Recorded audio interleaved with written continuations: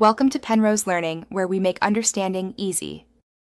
You start by confirming drivers and admin access so the fingerprint reader can be registered. This avoids permission errors. Once done, check Device Manager under Biometric Devices to ensure the sensor appears and has no warning icon. Make sure the HP Simple Pass or Validity driver is installed.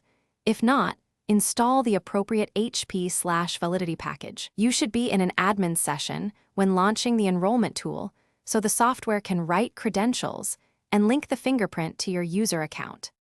You now run the enrollment utility and follow its step-by-step prompts.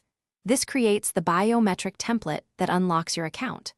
When prompted, place the same part of your finger on the sensor repeatedly. Varying angles slightly helps the algorithm capture a full pattern. Make sure to clean the sensor and dry your finger first so readings aren't noisy. Once the tool confirms successful enrollment, test a quick sign-in to verify the template matches, and the system recognizes your fingerprint reliably.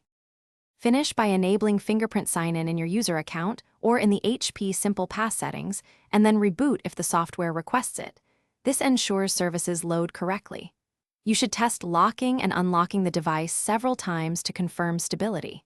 If it fails, update the fingerprint driver, rerun enrollment, and verify the fingerprint sensor is turned on in BIOS. Sometimes it's disabled.